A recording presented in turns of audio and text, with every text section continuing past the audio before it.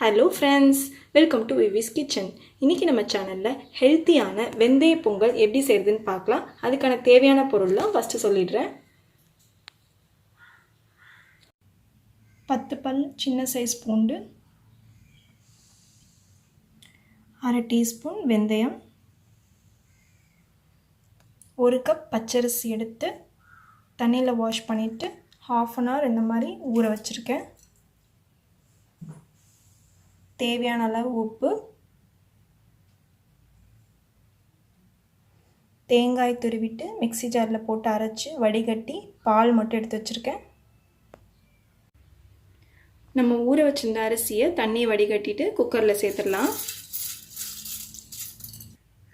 வெந்தயம் சேர்த்துக்கலாம். எடுத்து வச்சிருந்த பூண்டு சேர்த்துக்கலாம். தேவையான அளவு உப்பு சேர்த்துக்கலாம். நீங்கள் எந்த கப்பால் அரிசி அளந்தீங்களோ அதே கப்பால் 4 பங்கு தண்ணி ஆட் பண்ணிக்கோங்க.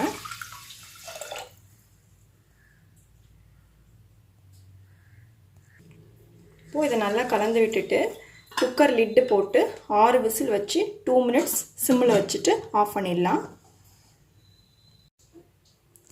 ப்ரெஷர் நல்லா போனதுக்கப்புறம் குக்கர் மூடியை திறந்துட்டு நம்ம எடுத்து வச்சிருந்த தேங்காய் பாலை இதில் சேர்த்துக்கலாம். தேங்காய் பால் நீங்கள் சேர்க்கும் போது தேங்காய் இல்லாமல் நல்லா வடிகட்டி எடுத்துக்கோங்க. இந்த மாதிரி ஒரு மத்து வச்சு நல்லா இதை மசிச்சு விட்ருங்க. இந்த அளவுக்கு நல்லா மசிச்சிருங்க.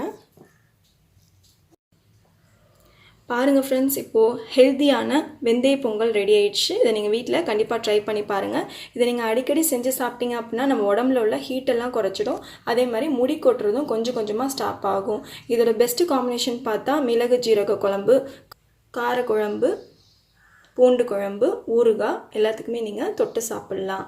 அந்தளவுக்கு இது டேஸ்ட்டாக இருக்கும். இது வரைக்கும் நம்ம விவிஸ் கிச்சன் சேனலை நீங்கள் சப்ஸ்கிரைப் பண்ணாமல் இருந்தீங்கன்னா சப்ஸ்கிரைப் பண்ணிவிடுங்க. பக்கத்தில் இருக்கிற பெல் ஐக்கானையும் கிளிக் பண்ணி வச்சுக்கோங்க. அப்போ தான் நான் போடுற புது புது வீடியோஸ்லாம் உங்களுக்கு அப்டேட்டடாக வந்து சேரும். லைக் பண்ணுங்கள், ஷேர் பண்ணுங்கள், கமெண்ட் பண்ணுங்கள். Thank you friends.